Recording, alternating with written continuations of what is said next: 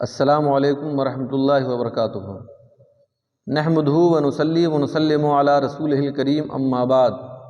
فاعوذ باللہ من الشیطان الرجیم، بسم اللہ الرحمن الرحیم۔ قال لهم نبیہم ان آیۃ ملکہ ان یأتیکم التابوت فیہ سکینۃ من ربکم وبقیۃ مما ترک آل موسیٰ وآل ہارون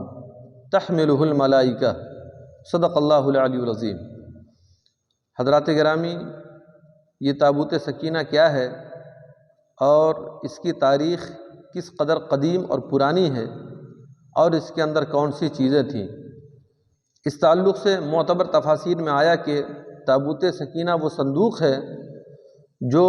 سیدنا آدم علی نبینا وعلیہ الصلاۃ والتسلیم پر نازل ہوا، پھر قرن در قرن، نسل در نسل یہ صندوق آدم علیہ السلام کی اولاد میں منتقل ہوتا ہوا آیا، حضرت یعقوب تک آیا، پھر حضرت یعقوب کی اولاد بنی اسرائیل تک یہ صندوق منتقل ہوتا رہا۔ ایک دور آیا کہ یہ صندوق سیدنا موسیٰ و ہارون علی نبینا وعلیہم الصلاۃ والتسلیم کے قبضے میں تھا۔ جب حضرت موسیٰ علیہ السلام کی جنگ کسی قوم سے ہوتی تھی، لڑائی کسی قوم سے ہوتی تھی،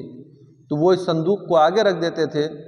اور اللہ تعالیٰ جنگ میں کامیابی عطا فرماتا تھا، فتح عطا فرماتا تھا اور جیت جاتے تھے۔ حضرت موسیٰ علیہ السلام کے بعد بنی اسرائیلیوں کے پاس یہ صندوق تھا۔ بنی اسرائیلیوں کی بھی یہی کیفیت تھی کہ جب ان کی جنگ کسی قوم سے ہوتی تھی، جب ان کی لڑائی کسی قوم سے ہوتی تھی، تو وہ اس صندوق کو آگے رکھ دیتے تھے اور اس صندوق کی برکت کی وجہ سے اللہ تعالیٰ بنی اسرائیلیوں کے سر پر جیت کا سہرا سجا دیتا تھا اور وہ لوگ جنگ میں کامیاب ہو جاتے تھے۔ لیکن چونکہ بنی اسرائیل ایک سرکش قوم تھی اور ایک بدعمل قوم تھی، جب ان کی سرکشی بڑھی، ان کی بدعملی بڑھی،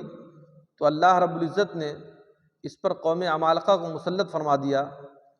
اور جب قوم عمالقہ کا اس پر تسلط ہوا تو اس نے بعض اسرائیلیوں کو ملک چھوڑنے پر مجبور کر دیا، بعض کو قتل کر دیا اور بعض کو غلام بنا لیا۔ اس طریقے سے قوم بنی اسرائیل اپنے بدعملی کی سزا بھگتنے لگی اور یہ تابوت لے کر وہ قوم عمالقہ چلی گئی۔ لیکن جس تابوت کی اہمیت اور جس تابوت کی قدر حضرت موسیٰ اور حضرت ہارون علی نبینا وعلیہم الصلاۃ والتسلیم کی نگاہ میں تھی، اس تابوت کی ان لوگوں نے بے حرمتی کی، اس کے تقدس کو پامال کیا اور اس کے ساتھ حقارت آمیز سلوک کیا۔ اس کی بنیاد پر اللہ رب العزت نے ان پر مختلف قسم کے عذاب نازل فرمائے، جیسے کہ ان کی 5 بستیوں کو ہلاک کر دیا، ان کو مختلف امراض میں مبتلا کر دیا، اور وہ لوگ سمجھ گئے کہ یہ ہماری بستیوں کی آبادیوں کا ویرانیوں میں تبدیل ہو جانا اور ہمیں مختلف قسم کے امراض پیدا ہو جانا اور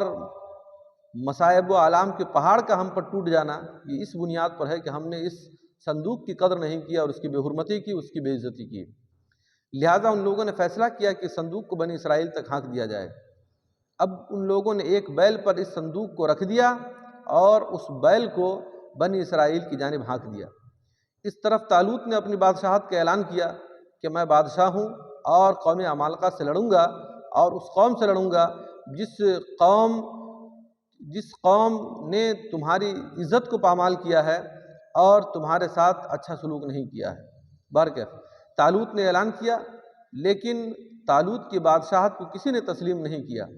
اس وقت حضرت شمویل علیہ السلام موجود تھے، جنہوں نے فرمایا، اور قرآن جس کی ترجمانی فرماتا ہے،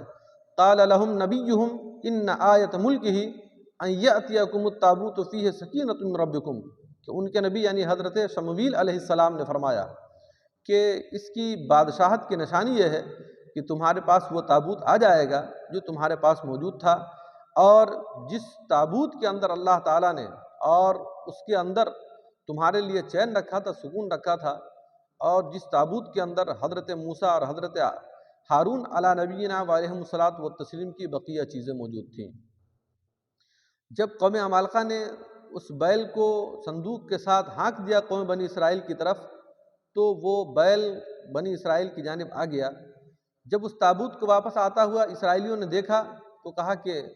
اس کی بادشاہت کو مان لینے میں حرج نہیں ہونی چاہیے، اور طالوت کی بادشاہت کو ہم لوگ مان لیتے ہیں، ان کی حکمرانی کو مان لیتے ہیں۔ اس وقت طالوت نے جالوت سے مقابلہ کیا، جنگ کیا، تو طالوت نے تقریباً 70,000 نوجوانوں کا انتخاب کیا، اسی میں ایک حضرت داؤد علیہ نبینا و علیہ الصلاۃ والتسلیم کی ذات تھی۔ جب جنگ ہوئی تو حضرت داؤد علیہ السلام نے جالوت کو قتل کر دیا۔